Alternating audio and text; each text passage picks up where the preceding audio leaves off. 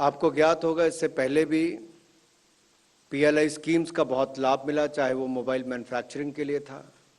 एक समय था जब भारत दूसरा सबसे बड़ा आयात करने वाला देश था, आज दूसरा सबसे बड़ा मोबाइल मैन्युफैक्चरर बनकर उभरा है।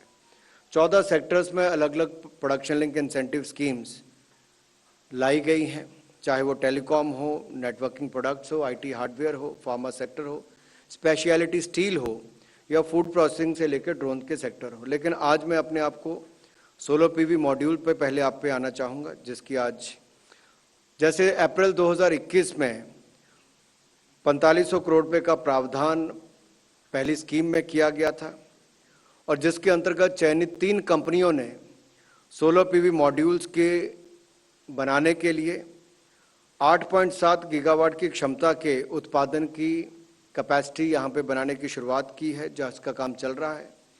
ये फुली इंटीग्रेटेड प्रोजेक्ट्स आ रहे हैं और इस पर लगभग 20,000 करोड़ रुपये की इन्वेस्टमेंट आ रही है।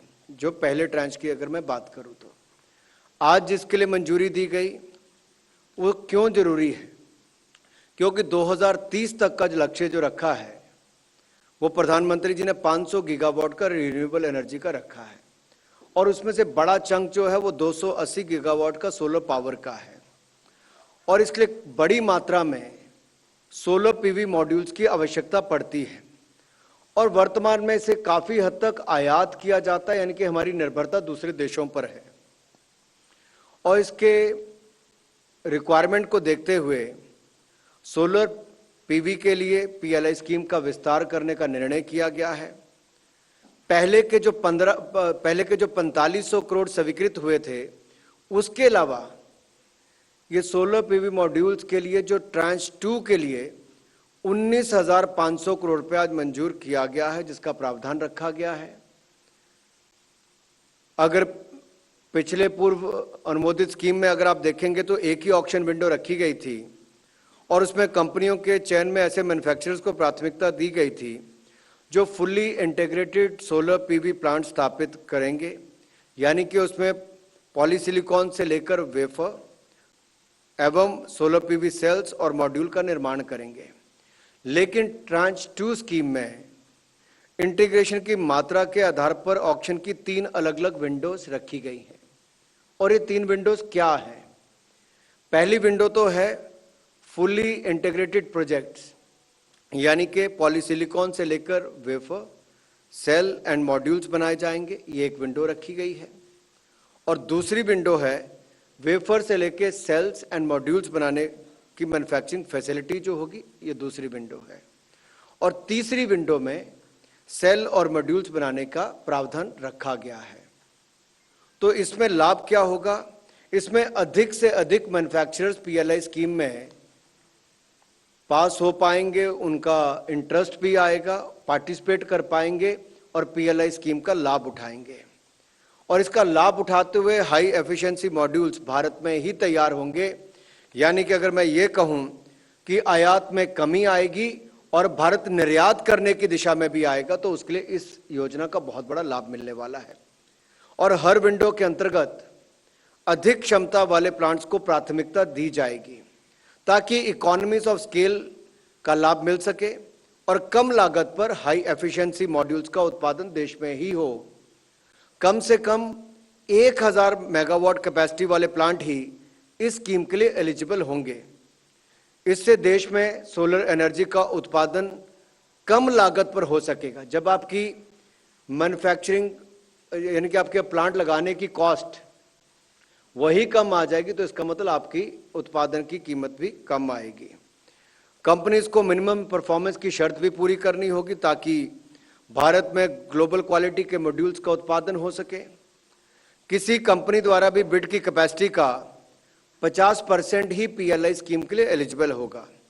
और जो कई बार आपका प्रश्न आता था कि ब्राउनफील्ड प्रोजेक्ट्स को भी क्या इसमें अवसर मिलेगा?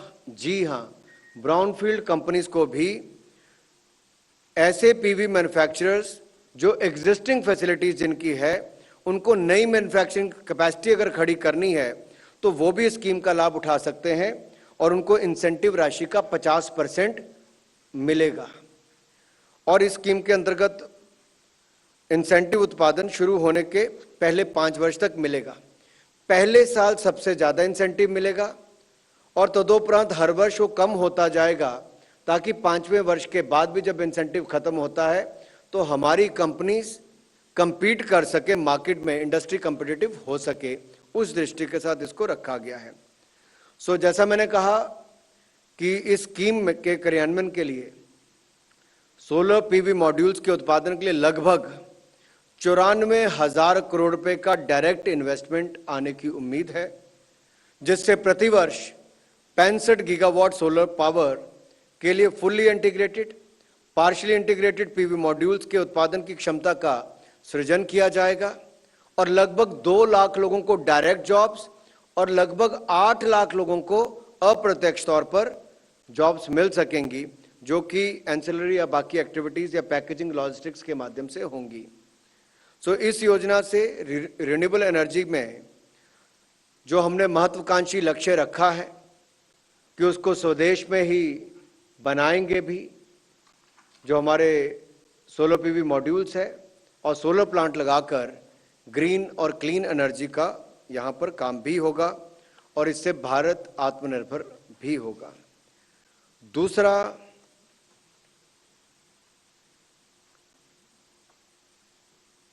मैं ministry of electronics and information technology, MeitY जिसको आप कहते हैं, कैबिनेट ने वर्ष 2021 में सेमीकंडक्टर एवं डिस्प्ले मैन्युफैक्चरिंग के इकोसिस्टम में बड़ा निर्णय लिया था, ताकि यहाँ पर हमारे आत्मनिर्भर भारत के विजन को भी बल मिल सके और दुनिया भर में जो सेमीकंडक्टर्स की कमी या जो सप्लाई में कमी आई कोविड के टाइम पर भी, और जैसे जैसे डिमांड बढ़ती गई उसके कारण भी, अगर आज भी अगर आप भारत में देखें तो भारत की अपनी ही खपत बहुत है और जितनी खपत है हम शायद वो सारा ही इंपोर्ट भी करते हैं और आने वाले समय में लगभग वो 30 से 40% और बढ़ने वाली है।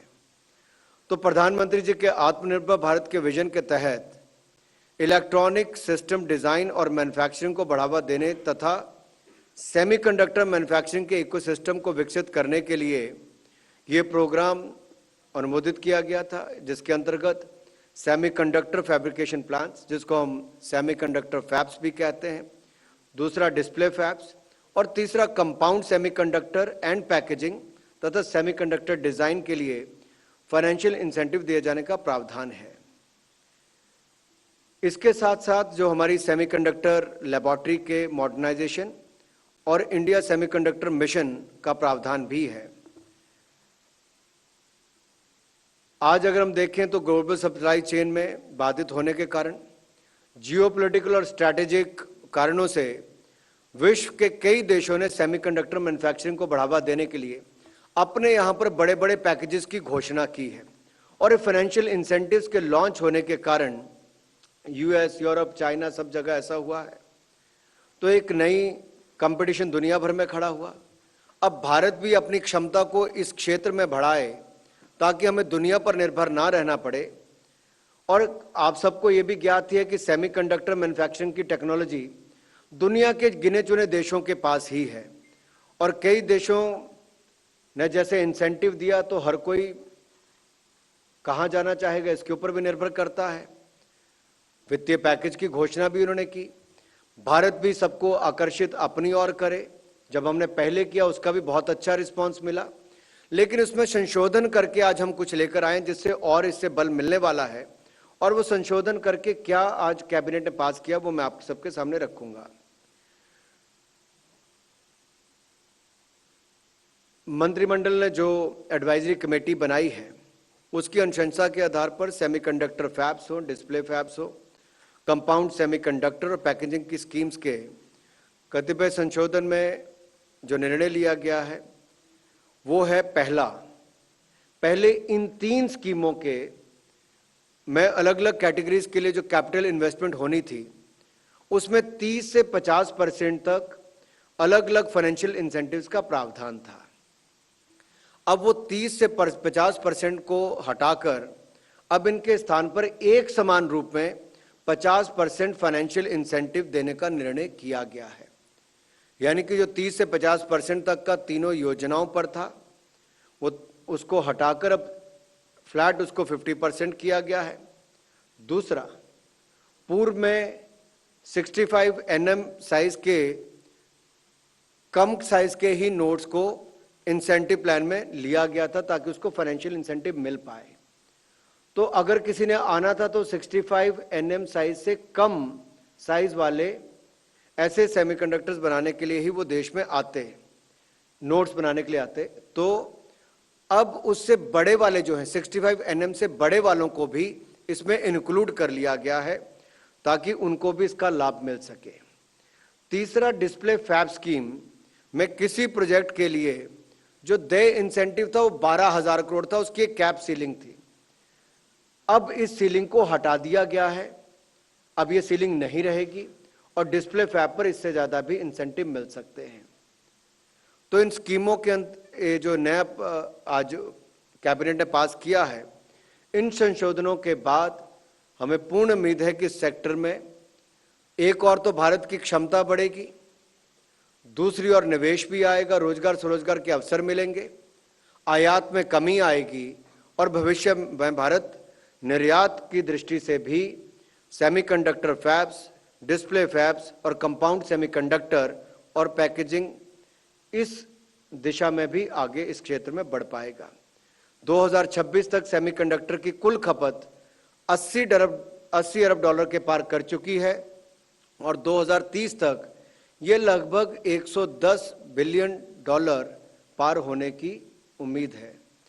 तो आप स्वयं इस आंकड़े से देख सकते हैं कि देश को इसकी आवश्यकता क्यों थी। तीसरा विषय जो है वो हमारा नेशनल लॉजिस्टिक पॉलिसी को लेकर है। हाल ही में माननीय प्रधानमंत्री जी ने 4 चीज़ों का कुछ दिन पहले ही लॉन्च भी किया। यूलिप की अगर मैं बात करूं, यूनिफाइड लॉजिस्टिक इंटरफेस प्लेटफॉर्म, जिसमें 30 डिजिटल सिस्टम्स को इंटीग्रेट किया गया है। इससे लॉजिस्टिक्स के क्षेत्र में डिजिटल टेक्नोलॉजी का लाभ भी मिलेगा और ईज ऑफ डूइंग बिजनेस को बल भी मिलेगा।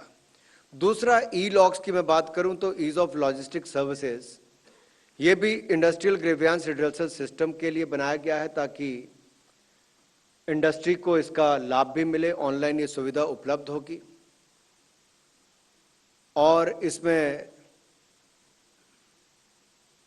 एक ग्रुप भी बनाया गया है सर्विस का जो इसको विशेष तौर पर देखेगा ताकि इस क्षेत्र में अगर कुछ कमी आती है तो उसको भी पूरा किया जाए, कुछ रुकावटें आती हैं। ई बुक ऑन स्टैंडर्डाइजेशन, जो वेयरहाउस और फिजिकल एसेट्स की स्टैंडर्डाइजेशन जो दुनिया भर में ग्लोबल स्टैंडर्ड्स हैं उसके अनुरूप बनाया जाए, उसको भी लॉन्च किया था। और आईगॉट के माध्यम से कैपेसिटी बिल्डिंग का काम, जो हमारा कैपेसिटी बिल्डिंग कमीशन है, वो भी कर रहे हैं और हमारा स्किल मंत्रालय के माध्यम से स्किल डेवलपमेंट का काम भी इसमें किया जा रहा है। और 14 राज्यों ने अब तक अपनी पॉलिसी बना ली है और ये जो हम 13 और ऐसे राज्य हैं जो पॉलिसी बनाने की दिशा में आजकल काम कर रहे हैं। जैसा आपने देखा होगा कि विगत कुछ वर्षों में नेशनल रेल प्लान हो, भारतमाला, सागरमाला जैसी वृहद परियोजनाओं के माध्यम से लॉजिस्टिक इंफ्रास्ट्रक्चर का विकास किया गया है और जीएसटी, कस्टम्स वगैरह ने भी महत्वपूर्ण रिफॉर्म्स अपने अपने क्षेत्रों में लाए हैं ताकि एक्सपोर्ट में, जहां एक और कॉस्ट रिडक्शन हमारे ट्रांसपोर्टेशन के माध्यम से और लॉजिस्टिक की कॉस्ट कम आए, वहीं पर पोर्ट पर भी समय कम लगे, चाहे वो कस्टम्स की बात हो या जीएसटी की, बाकी फाइनेंस डिपार्टमेंट की बात हो। और नेशनल लॉजिस्टिक पॉलिसी भी तैयार की गई इन इनिशिएटिव्स को देखते हुए, जो टेक्नोलॉजी पर आधारित है, इंटीग्रेटेड है, कॉस्ट एफिशिएंट है और रिलायबल लॉजिस्टिक इकोसिस्टम विकसित किए जाने की दिशा में एक बड़ा कदम है। एनएलपी के अंतर्गत ये लक्ष्य रखा गया है कि वर्ष 2030 तक लॉजिस्टिक कॉस्ट में ग्लोबल बेंचमार्क के अनुरूप कमी लाई जाए तथा भारत को world logistic performance index ranking में टॉप 25 में लाकर खड़ा किया जाए। 2018 में जब लास्ट रैंकिंग आएगी तो भारत का रैंक 44वें नंबर पर था और हमने लक्ष्य रखा है कि हम इसको तेजी से आगे बढ़ेंगे। इस पॉलिसी के इम्प्लीमेंटेशन के लिए कॉम्प्रिहेंसिव लॉजिस्टिक एक्शन प्लान बनाए गए हैं जिसके मुख्य बिंदु इस प्रकार हैं। इसके कुल 8 कंपोनेंट है, मैं 8 के 8 आपके सामने रख रहा हूं। यूनिफाइड लॉजिस्टिक्स इंटरफेस प्लेटफॉर्म के द्वारा विभिन्न एजेंसीज के लॉजिस्टिक्स रिलेटेड पोर्टल को एक प्लेटफॉर्म पर लाया जाएगा, ये पहला है। दूसरा, सिंगल डॉक्यूमेंटेशन सिस्टम के लिए सिक्योर्ड लॉजिस्टिक्स डॉक्यूमेंटेशन एक्सचेंज बनाया जाएगा, ताकि बिजनेस को एक ही बार इलेक्ट्रॉनिकली अपने डॉक्यूमेंट्स अपलोड करने के बाद बार बार अलग एजेंसीज को डॉक्यूमेंट देने की आवश्यकता ना पड़े। तीसरा, सप्लाई चेन्स की स्ट्रेंथनिंग के द्वारा इन्वेंट्री कॉस्ट को कम किया जा सके। स्टोरेज एवं कैरेज संबंधी इंफ्रास्ट्रक्चर के स्टैंडर्डाइजेशन एवं सेवाओं को बेंचमार्किंग द्वारा इंटरऑपरेबिलिटी को बढ़ाया जाएगा। चौथा, national trade facilitation action plan द्वारा एक्सपोर्ट इंपोर्ट लॉजिस्टिक्स को इंप्रूव किया जाएगा। पांचवा, एक सर्विस इंप्रूवमेंट ग्रुप बनाया जाएगा जो लॉजिस्टिक्स से संबंधित प्रक्रियाओं और रेगुलेशंस में सुधार लाने का कार्य करेगा। लॉजिस्टिक्स इकोसिस्टम के यूजर्स को सुविधाएं दी जाएंगी कि वे ease of logistics services platform पर रजिस्टर कर अपने इश्यूज का समाधान करा सकें। छठा, पीएम गति शक्ति के अनुरूप एफिशिएंट लॉजिस्टिक्स के सेक्टोरल प्लान क्रियान्वित किए जाएंगे। और सातवां, मल्टी मॉडल लॉजिस्टिक्स पार्क्स विकसित किए जा सकते हैं। मित्रों, शहरों और राज्यों के लॉजिस्टिक्स के सुधार के लिए शहर और राज्य स्तरीय योजनाएं बनाई जाएंगी और राज्यों से इनकी चर्चा भी चल रही है और राज्य द्वारा इसे क्रियान्वयन की मॉनिटरिंग की जाएगी।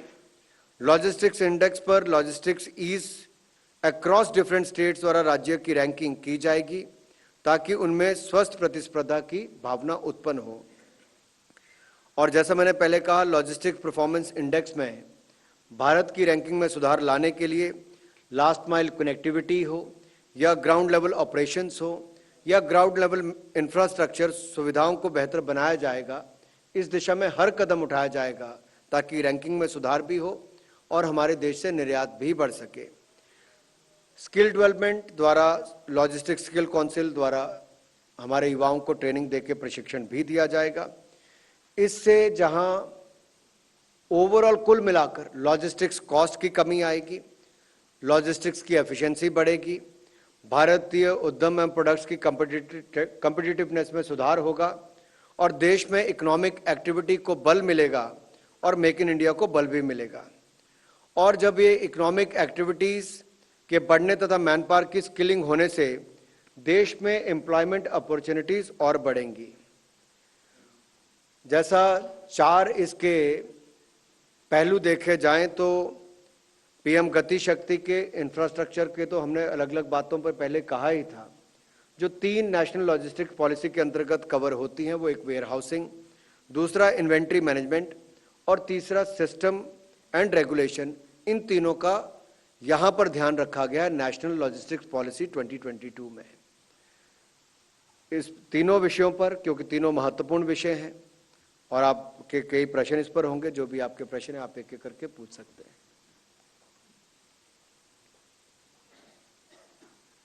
किसी को भी?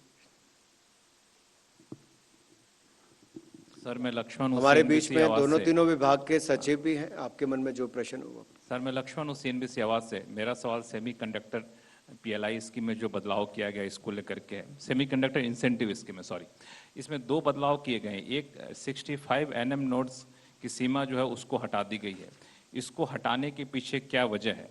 दूसरा, 12,000 करोड़ रुपए के अधिकतम इंसेंटिव किसी एक यूनिट को दी जाएगी, इस सीमा को भी हटाई गई है। क्या इससे ये डर नहीं है कि किसी एक कंपनी को ज्यादा पैसा चला जाएगा, ज्यादा प्लेयर नहीं आ पाएंगे?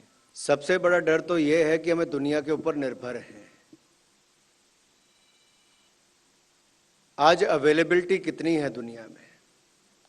दुनिया भर के देशों के संकट से गुजरना पड़ रहा है, कि चाहे सेमीकंडक्टर की बात हो, डिस्प्ले फैब्स की बात हो और या कंपाउंड सेमीकंडक्टर और पैकेजिंग की बात हो।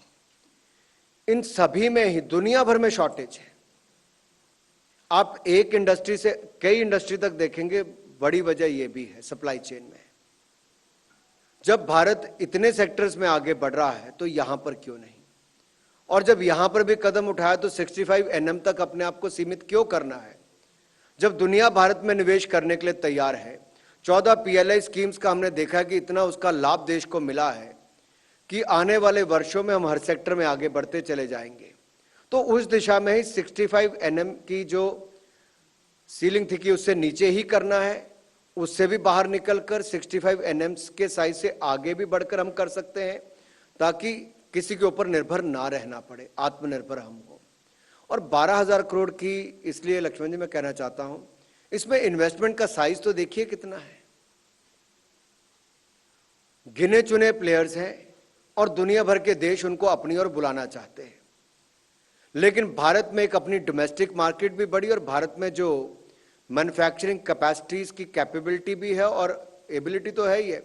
तो मुझे लगता है उसकी क्षमताओं को और बढ़ाने के लिए जब इन्वेस्टमेंट आएगी तो रोजगार भी होगा और यहां से निर्यात के अवसर भी मिल पाएंगे। हमारी अपनी भी बहुत बड़ी रिक्वायरमेंट है, इसलिए 12,000 करोड़ की सीलिंग को जो एडवाइजरी ग्रुप है उन सबने ही कहा है कि अगर आपको बड़ी इन्वेस्टमेंट्स लानी है और कहीं भी निर्भरता नहीं रखनी दूसरे देशों के ऊपर, तो आपको इसको थोड़ा एक्सपेंड करना होगा।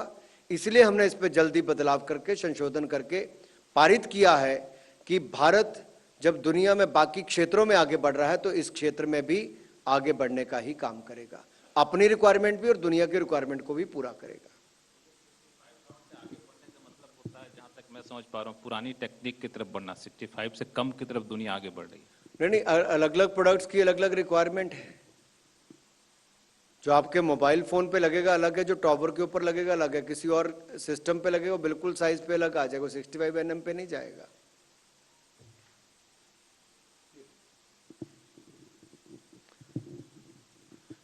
मेरा सवाल वैसे हमारे कंसर्न मंत्रालय से भी आए हैं अधिकारी, उनको आप ऊपर बुला सकते हैं अगर कुछ और ऐड करना है तो। एक चेयर और दीजिए ऊपर, अगला क्वेश्चन ले सकते हैं तब तक। सर मेरा नाम प्रकाश प्रियदर्शी है, ईटी नाउ स्वदेश से। मेरा सवाल लेमेनारी सेक्रेटरी से है। जिस PLI स्कीम की घोषणा की गई है उसमें इक्विपमेंट मैन्युफैक्चरिंग की साइज क्या होगी, कितनी कैपेसिटी आप ऐड करेंगे? दूसरा कौन सी स्कीम की? सोलर PV मैन्युफैक्चरिंग के लिए। दूसरा, पहले जो फेज का जो स्कीम था उसमें क्या मैन्युफैक्चरिंग शुरू हो गई है, और हुई है तो उसमें कितना कैपेसिटी अभी ऐड हुआ है? पहले जो स्कीम लाए थे वो हम 4,500 करोड़ रुपए की थी और उसमें 8.7 गीगावाट तक की क्षमता वाले 3 ऐसी कंपनीज अभी तक काम कर रही हैं जो चयनित हुई थी, और उनके माध्यम से लगभग 20,000 करोड़ रुपए की इन्वेस्टमेंट इसमें आ रही है। लेकिन जो भारत की रिक्वायरमेंट है 500 मेगावाट, जो हम रिन्यूएबल एनर्जी की बात करते हैं उसमें 280 मेगावाट तो हमें सोलर एनर्जी में चाहिए। तो सोलर PV मॉड्यूल्स आज भी भारत में अधिकतर इंपोर्ट ही हो रहे हैं, आयात हो रहे हैं। तो हम लोकली उसकी मैन्युफैक्चरिंग भी करें तो 65 गीगावाट के लगभग हमें अपनी क्षमता को खड़ा करना होगा। उसके लिए हमने 19,500 करोड़ रुपए की ये योजना लेकर आए हैं, जिसके अंतर्गत आप ये सारी जो फुल्ली इंटीग्रेटेड प्रोजेक्ट जिसकी मैंने पहले बात कही, जिसमें आपके पॉलीसिलिकॉन से लेकर वेफर, सेल्स और मॉड्यूल्स ये चारों बनाए जाएंगे। दूसरी स्टेज थी जहां पे वेफर, सेल्स और मॉड्यूल्स बनाए जाएंगे, और तीसरा है जहां पे सेल्स और मॉड्यूल्स। तो जिस कंपनी की जो क्षमता है वो उस हिस्से में अपने आप को, यानी कि जो भी ऑप्शन 3 है उसमें अपने आप को अप्लाई कर सकती है, वहां पे इंसेंटिव लेकर अपनी क्षमता खड़ी कर सकती है। लेकिन जो 1000 मेगावाट तक की क्षमता खड़ी करेगा वही इसमें पात्र होगा, और जो ग्रीनफील्ड के हमारे प्रोजेक्ट हैं वो भी इसमें आ सकते हैं। बस बात इतनी है कि जब वो अपनी क्षमता इसमें और बढ़ाएंगे तो उनको 50% तक का इंसेंटिव, इसमें फाइनेंशियल इंसेंटिव मिलेगा। अगर इस पे आपको कुछ और ऐड करना देनी पड़े प्लीज। Thank you sir.